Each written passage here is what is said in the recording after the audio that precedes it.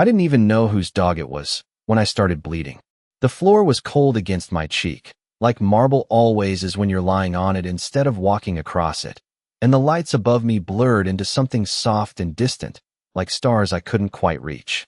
The last thing I remember before everything tilted was the sound of glass breaking, not loud, just sharp enough to make everyone freeze, the kind of silence that follows when people don't know if they should step in or step away. My name is Emily Carter, 24 years old, waitress at a place where the cheapest bottle of wine costs more than my weekly rent, and that night was supposed to be like every other shift. Keep your head down, smile when they look at you, disappear when they don't. The restaurant sat in the middle of downtown Chicago, all polished floors and dim golden light, where men in tailored suits spoke in low voices about things that didn't belong in public, and women laughed like nothing in the world could touch them. I had learned early that people like me were part of the background here, like the music or the candles, something useful but forgettable, and I was good at that. Good at moving quietly, at not asking questions, at pretending I didn't notice the way certain tables were always surrounded by silence instead of noise. That night, I was carrying a tray of drinks, 5 glasses balanced carefully in my hands, when the door near the back swung open harder than it should have, the kind of movement that didn't belong in a place like this. The air changed first, before anything else, like pressure dropping before a storm, and then I saw it, a dog, medium-sized, dark coat, running low to the ground like it was trying to disappear into the shadows. It wasn't barking, just breathing fast, eyes wide, and for a second, it looked at me like I was the only thing in the room that wasn't part of whatever it was running from. Behind it, footsteps, heavy, controlled, not rushed but intentional, and something in my chest tightened in a way I couldn't explain. I should have stepped aside. That would have been the smart thing. That would have been the safe thing. But instead, I moved forward. I set the tray down without thinking, glasses rattling softly, and crouched just enough to reach out, my fingers brushing against its fur as it skidded slightly on the polished floor. "Hey, it's okay," I whispered, even though I had no idea if that was true, even though my heart had already started pounding like I'd stepped into something I couldn't walk away from. The room around me had gone quiet, conversations fading into nothing, and I could feel eyes on me, watching, calculating, waiting to see what would happen next. The dog pressed closer for half a second, just enough for me to feel its warmth, its trust, and that was the moment everything shifted, the moment I realized too late that I had just stepped into a world where nothing was ever accidental, where every move meant something, and where people like me didn't get to choose how the story ended. I remember thinking how strange it was that no one moved, not the manager, not the guests, not even the security staff who were always so quick to step in when a glass broke or a voice got too loud. And yet here I was on my knees in the middle of the floor with a trembling animal pressed against me and a silence so thick it felt like it had weight. The dog's breathing was uneven, fast, like it had been running for miles, and I could feel its heartbeat through my fingers, rapid and desperate, matching the rhythm building in my own chest. Somewhere behind me, those footsteps stopped, not rushed, not angry, just present, like whoever they belonged to did not need to hurry because the outcome was already decided. "Move away," a voice said, calm and low, the kind of voice that did not need volume to be heard. I did not turn around right away. I do not know why. Maybe because the dog shifted closer, pressing into my side like it had chosen me, or maybe because something inside me refused to step back once I had already stepped forward. "It is scared," I said, my voice quieter than I expected, steady in a way that surprised even me. "It just needs a second." There was a pause, short but heavy, and in that moment I became aware of everything all at once. The faint clink of a glass somewhere far away, the soft hum of the air. Conditioning, the way every single person in the room was holding their breath, like they were waiting for permission to breathe again. I slowly lifted my eyes, just enough to see polished shoes a few feet away from me, dark, expensive, untouched by the chaos that had just entered the room. I should have stood up then. I should have apologized, stepped aside, returned to being invisible. That was the role I understood. But instead, I stayed exactly where I was, one hand resting gently against the dog's side, the other planted against the floor to steady myself, as if moving too fast might break something fragile that had not yet been named. "You should not be touching that," The voice said again, still controlled. But now there was something else underneath it, something sharper, not anger exactly, but expectation. I swallowed, aware of how out of place I must have looked, a waitress in a simple black uniform kneeling in front of something that clearly did not belong to her world. No one else was. I answered, and the words left my mouth before I could stop them, simple, honest, and probably more dangerous than I realized. Another pause followed, longer this time, and I felt the weight of it settle over me, pressing down on my shoulders, on my chest, on the space between my ribs where my breath had started to catch. The dog shifted again, leaning into my touch, and I adjusted my hand slightly, careful, slow, like I was trying not to startle it, like I was trying to protect something that did not belong to me. That was when the air changed again, subtle but undeniable, like a current running through the room, and I knew without looking that something had shifted, not just for me, but for everyone watching. I did not understand it yet. I did not understand who stood behind me, or why the room felt like it was holding its breath for him. All I knew was that for the first time since I had started working here, I was no longer invisible, and somehow, that felt far more dangerous than anything else that had happened that night. The first thing I noticed was not his face, not his voice, not even the way the entire room seemed to tilt toward him without anyone daring to move. It was the silence that followed him, the kind of silence that does not ask for attention but takes it anyway, the kind that makes every small sound feel like it does not belong. I finally turned my head just enough to see him, not fully, just a fraction, enough to catch the outline of a man standing still while everything else seemed to hold its breath around him. Tall, composed, dressed in a way that suggested money, but not the kind that needed to be shown off, the kind that already owned the room before stepping into it. His eyes were not on me at first. They were on the dog, scanning, assessing, confirming something I could not understand. And then, slowly, they shifted to me. It was not a harsh look. That would have been easier to handle. It was precise, controlled, like he was reading something written beneath my skin that I had never said out loud. "Stand up," he said quietly, and even though the words were simple, they carried a weight that made it feel less like a suggestion and more like gravity itself had changed direction. I should have obeyed immediately. Everyone else would have.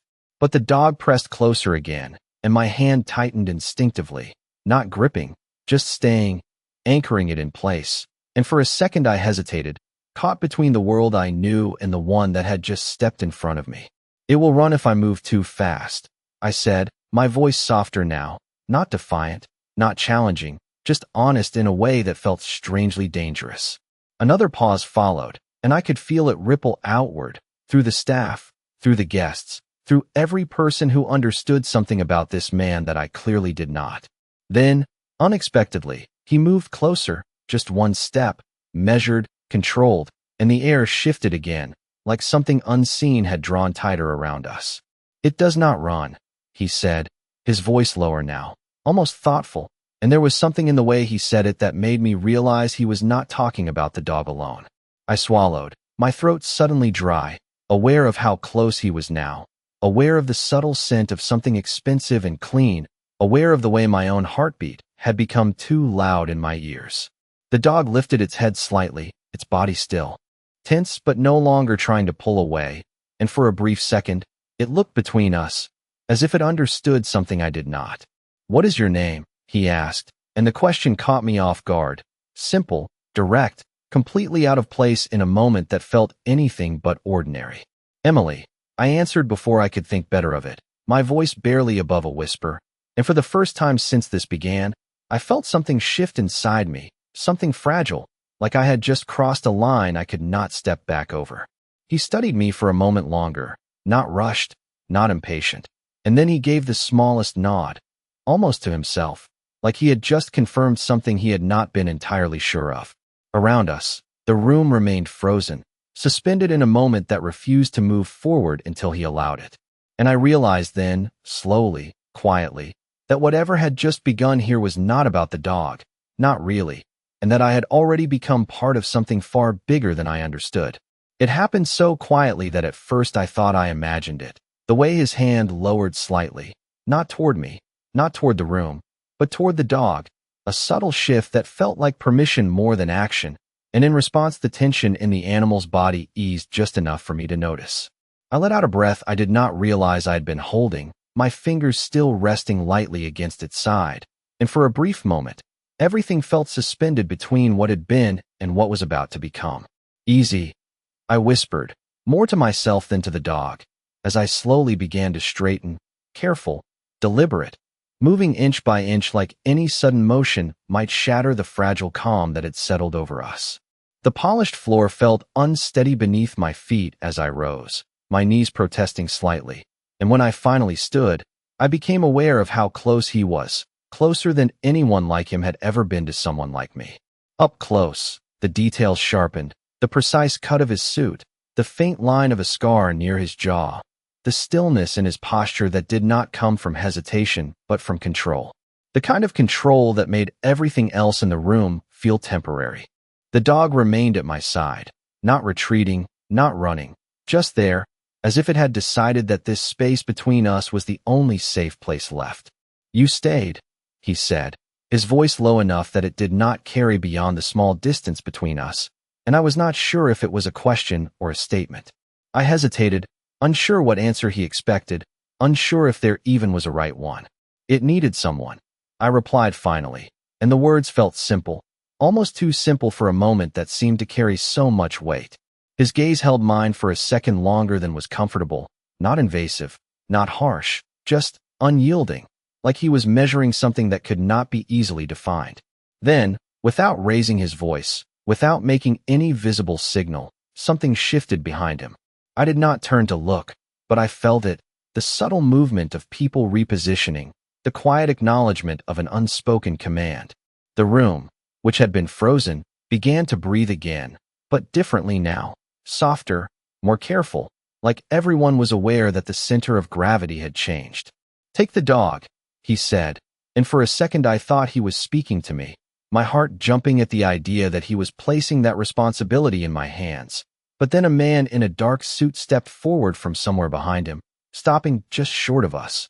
Waiting, not reaching out, not interrupting, just waiting.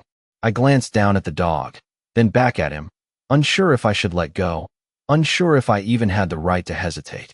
"It trusts you," he added, and there was something in the way he said it that made my chest tighten, not with fear, but with something I could not quite name. Slowly, carefully, I withdrew my hand, feeling the absence of that steady warmth immediately, and the dog shifted slightly, looking between us once more before allowing the man to take hold of its collar. The moment stretched, thin and fragile, and I realized that whatever connection had existed in those few seconds was already slipping away, replaced by something far more complicated. "Emily," he said again, my name sounding different when it came from him, like it carried more meaning than it had a few minutes ago, and I straightened instinctively, unsure why his voice had that effect on me. "Be careful where you stand," he continued, his tone unchanged, calm, measured, but the words settled into me with unexpected weight, like a warning wrapped in something softer. I opened my mouth to respond, to say something, anything, but the words did not come, and in that brief silence, I understood one thing with absolute clarity. The line I had crossed earlier was not just a moment, it was a beginning, and there was no going back to being invisible now. The moment he stepped back, it felt like the space around me expanded and tightened at the same time, like I could finally breathe, but every breath came with weight I did not understand, and I stood there for a second too long, hands empty now, still curved as if they remembered the warmth that had just been taken away. The man in the dark suit guided the dog gently toward the exit, his movements careful, almost respectful, and that alone told me more than anything else could have, because men like him did not move carefully unless something truly mattered.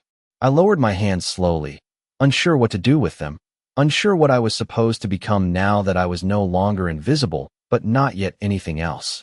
Around me, the restaurant began to move again, but it was different now, quieter, more controlled, like everyone was adjusting their behavior to match a rhythm that had just been set by someone else.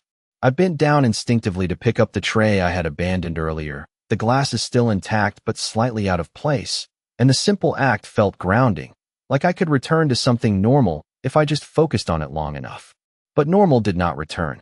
I could feel it in the way people avoided looking directly at me, in the way my manager stood near the bar pretending to organize receipts while clearly watching everything, in the way even the music seemed softer, like it was trying not to interrupt something that had not yet finished unfolding. I straightened, holding the tray again, and for a brief second I considered walking away, disappearing into the kitchen, letting this moment dissolve into something I could convince myself was not real. But then I felt it again, that quiet pull, not physical, not visible, just a presence that made it impossible to ignore where he still stood a few feet away. I turned my head slightly, just enough to see him without fully facing him, and he was exactly where he had been, unmoved, composed, as if time had not quite resumed for him yet. His attention was no longer on the dog, no longer on the room. It was on me, steady and unhurried, like he was waiting for something I had not yet realized I was supposed to do.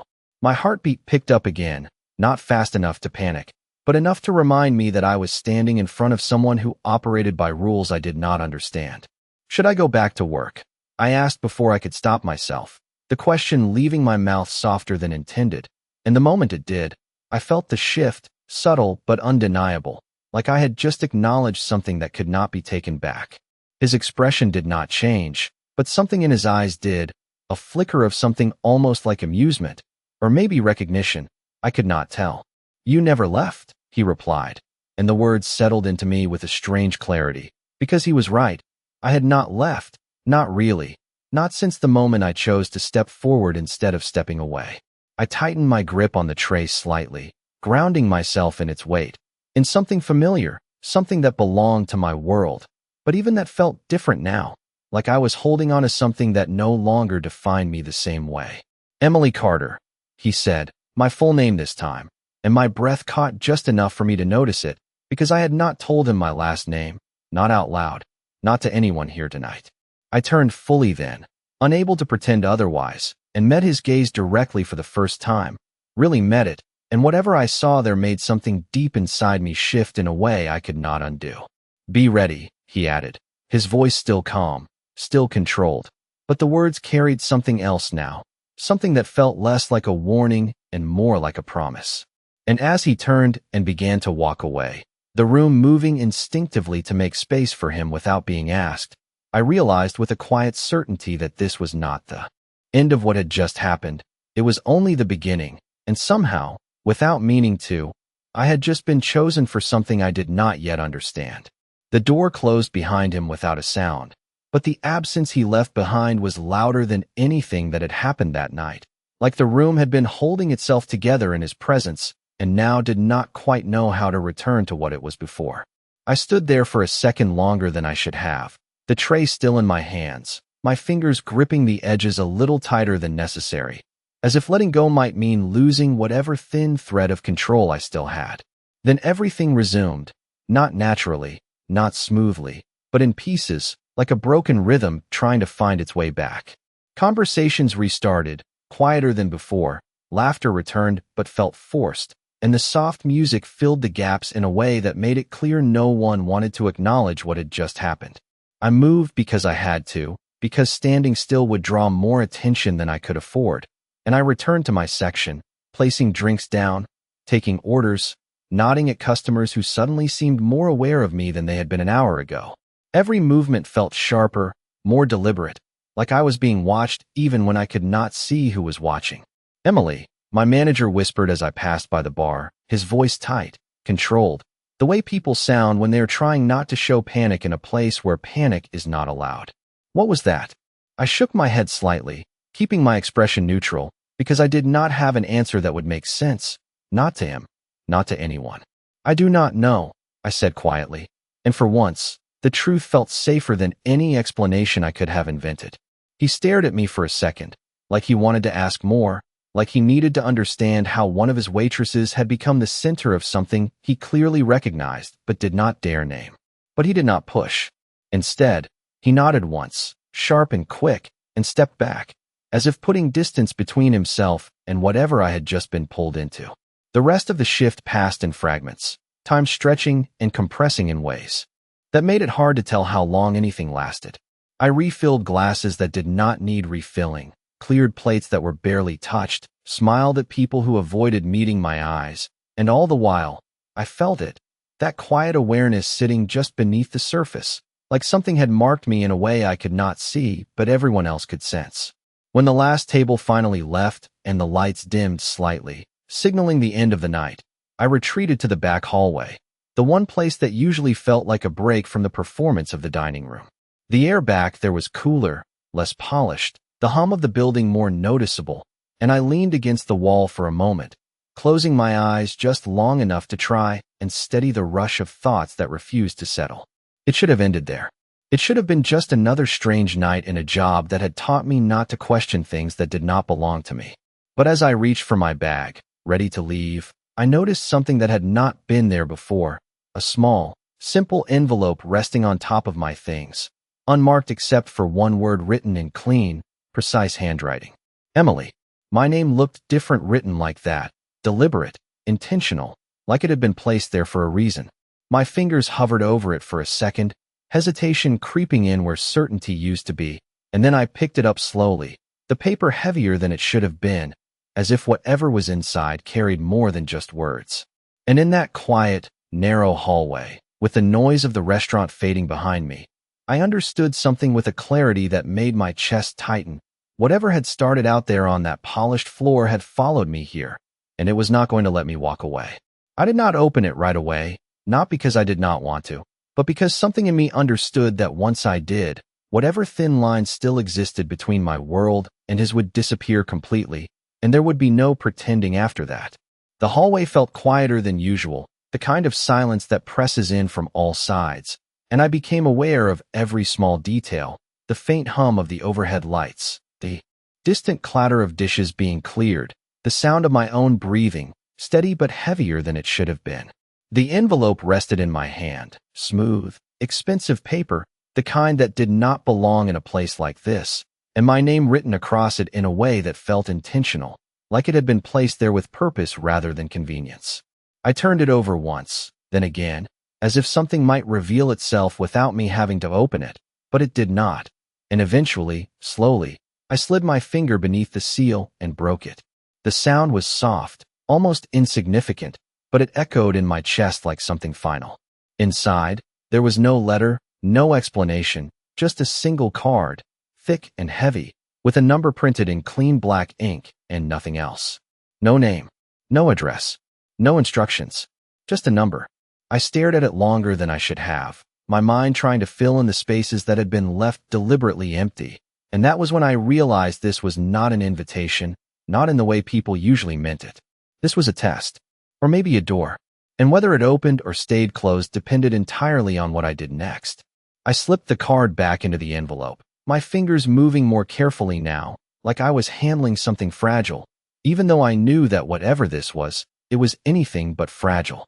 For a moment, I considered leaving it there, placing it back on the counter, walking out the back door, and convincing myself that none of this had anything to do with me, that I could go home, wake up tomorrow, and return to being the person I had been before tonight. But even as the thought formed, it felt hollow, like trying to step back into a life that no longer fit. I grabbed my bag instead, the familiar weight grounding me just enough to keep moving, and pushed open the back door into the cool night air. Chicago after midnight had a different kind of quiet, not empty, but watchful, the streetlights casting long shadows across the pavement, the distant sound of traffic humming somewhere far enough away to feel removed from everything happening here. I stepped out onto the sidewalk, the door closing softly behind me, and for the first time since this started, I felt alone again, or at least I thought I did. I took a few steps forward, the envelope still in my hand, my mind turning over the possibilities, the risks, the questions that did not have answers. And then I stopped. Not because I heard something, not because I saw something obvious, but because that same feeling from earlier returned, that subtle shift in the air, that quiet awareness that I was not as alone as I wanted to believe. I did not turn around immediately. I did not need to. I already knew. Whatever this was, whatever he had started, it was not something that ended when he walked out of the room. It followed. It waited. And now, standing under a flickering streetlight with his number in my hand, I understood that the next move was mine, but the outcome had already been written somewhere I could not see. I stood there longer than I should have, the streetlight above me flickering just enough to make everything feel uncertain, like the world had slipped half a step out of place, and my fingers tightened slightly around the envelope without me realizing it. The night air was cool against my skin, carrying the faint smell of the city, asphalt, and distant rain, and for a moment I tried to convince myself that the feeling crawling up my spine was just nerves, just imagination, just the leftover tension from a long shift that had gone too far off script. But it was not that. It was the same thing I had felt inside, that quiet shift, that invisible presence that did not announce itself but made everything else adjust around it. I exhaled slowly and reached into my bag for my phone, my movements deliberate, controlled, like if I moved too quickly, I might confirm something I was not ready to face. The screen lit up in my hand, too bright for the darkness around me, and for a second I just stared at it, my reflection faintly visible against the glass, eyes wider than usual, expression caught somewhere between confusion and something deeper. The envelope felt heavier now, not physically, but in a way that settled into my chest, and before I could think better of it, I pulled the card out again, the number staring back at me like it had been waiting. No name. No context. Just 10 digits that somehow carried more certainty than anything else in my life right now. I hesitated, my thumb hovering over the screen, my mind running through every reason not to do this, every version of the future where I ignored it, where I walked away, where I chose the safer path. But the problem was, safe had never looked like this. Safe did not come with perfectly cut suits and rooms that held their breath. Safe did not know my name without being told. And safe definitely did not leave something like this behind and expect me to understand what it meant. I inhaled quietly and typed the number in, each digit deliberate, each tap echoing louder in my head than it should have, until it was there, complete, waiting. For a moment, I did nothing. The call button glowed at the bottom of the screen, simple, unremarkable, and yet it felt like the most important choice I had ever been given. Then I pressed it. The line rang once. That was all. Not twice. Not 3 times. Just once. And then it connected. Silence met me first, not empty, but present, like someone was already there, already listening, already expecting this exact moment. I swallowed, suddenly aware of how loud my own breathing sounded, how exposed I felt standing under a streetlight with nothing but a phone in my hand and a decision I could not take back. "Hello," I said, my voice steady enough to surprise me, even though everything inside me felt anything but steady. There was a brief pause, not long enough to be hesitation, just long enough to feel intentional. And then his voice came through the line, low, controlled, exactly the same as before, but closer now, more direct, like there was nothing left between us to soften it. "You took your time, Emily." My breath caught for half a second, not because of what he said, but because of how easily he said it, like this had never been a question, like he had known I would call from the moment he wrote my name on that envelope. I glanced down at the ground, at the faint cracks in the sidewalk beneath my feet, grounding myself in something real as I tried to find the right words, or any words at all.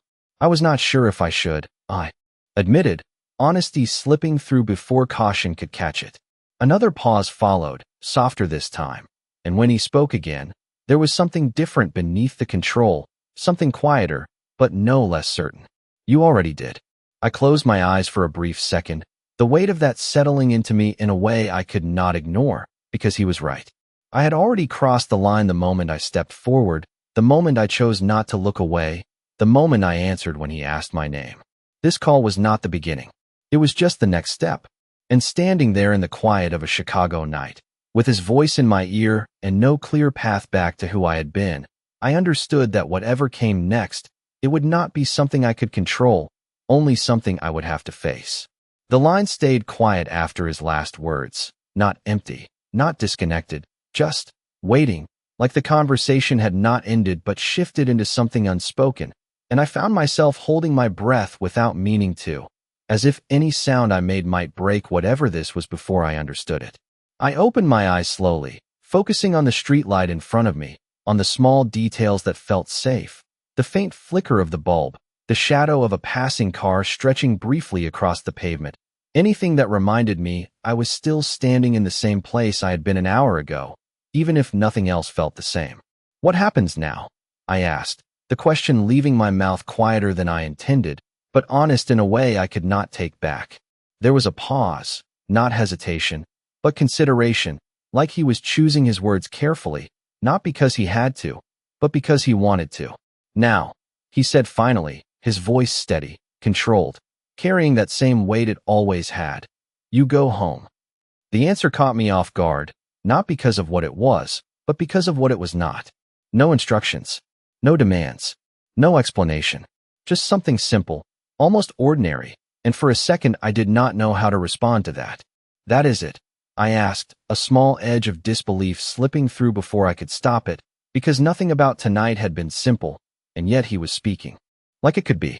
Another pause followed, softer this time, and when he spoke again, there was something beneath the control, something quieter, but no less certain. For tonight, he said, and the way he said it made it clear that this was not an ending, just a pause, just a space between what had already begun and what was coming next. I nodded instinctively. Even though he could not see me, the motion grounding me in a decision I had not realized I had already made. Okay, I said. The word simple, but it carried more weight than anything else I had said so far, because it meant I was not walking away, not really. Good, he replied, and there was something final in that single word, something that settled the conversation without needing anything more. The line went quiet again, and this time, it ended, the soft click of the call disconnecting, leaving me alone with the sound of the city and the echo of his voice still lingering in my head. I lowered the phone slowly, my hand steady now in a way it had not been before, and slipped it back into my bag, the envelope following a second later, tucked carefully inside like something I was not ready to lose. The street felt different as I started walking, the same sidewalks, the same buildings, but everything carried a subtle shift, like I was seeing it from a slightly different angle, one I could not unsee.